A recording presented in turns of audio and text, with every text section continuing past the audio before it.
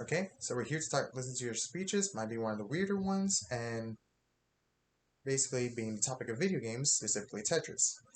Good morning, afternoon, evening, night, Dr. Council, and the classes that I hardly talk to because this is an online class and I hardly talk to people for some reason. My name is Ulysses Hernandez, and today it's my turn to show you the speech that I made pretty fast, but frankly I kept putting it off because frankly I'm a bad student sometimes. And frankly, we're gonna hear my take on this legal spaghetti known as Tetris. And frankly, if this is just an abridged version, because if we were here for the entire thing, we'd be here for 10 minutes, and like staying within the time frame.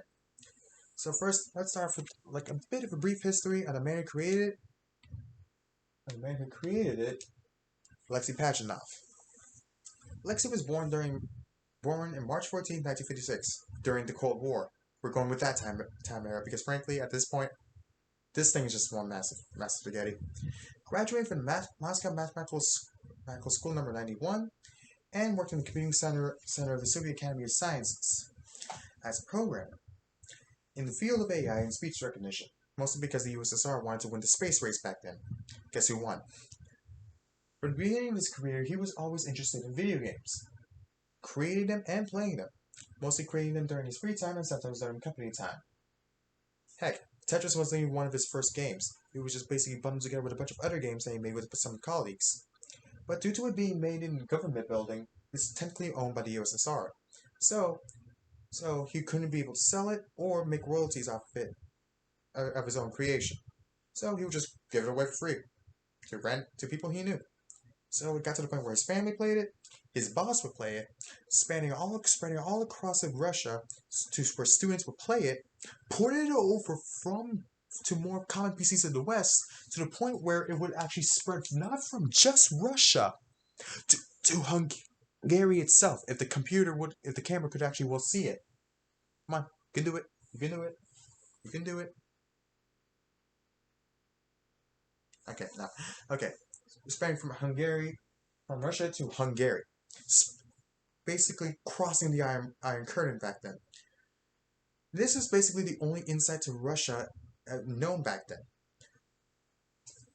And frankly, Tetris was really fun to the point where Robert Stein, a software publisher back in Britain, would saw it, saw someone play it, played it himself, and would not stop playing it. The dude was not actually playing any of the games he published. He was just a publisher, not a gamer. So when this guy plays Tetris, you know he's good. You know it's a good game.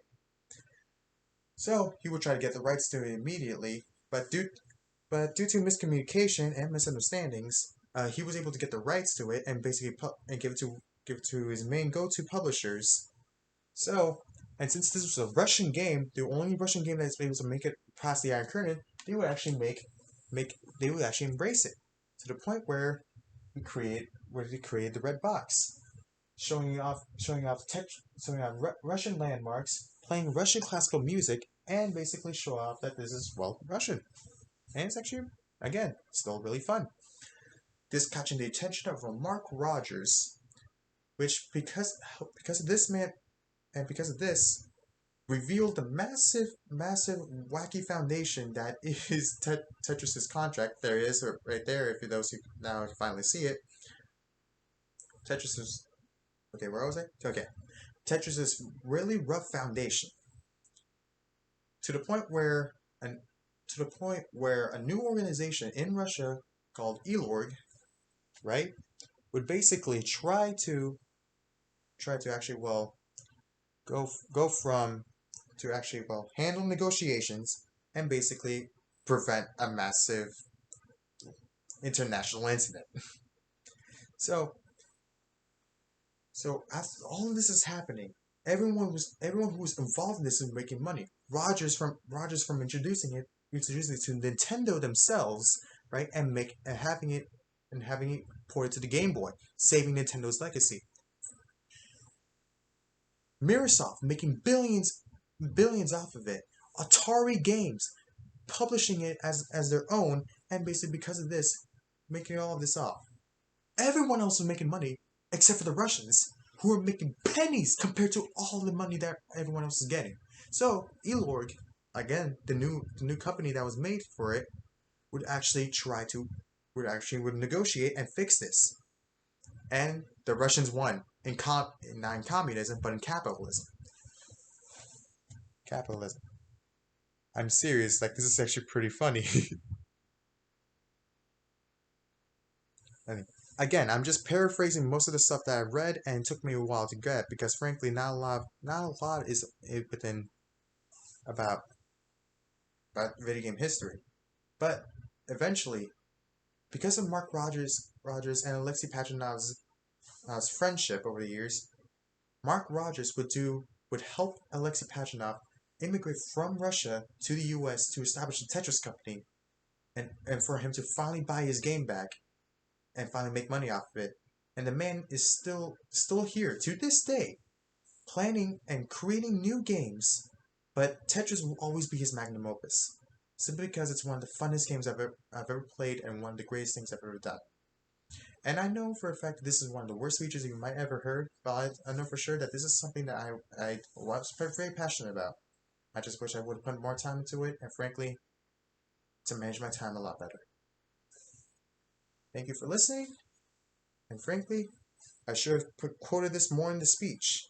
So, Jesse Schnell, thank you, Jesse Schnell, for writing Soviet blocks for helping me understand more about the Tetris's cover art and actually art styles.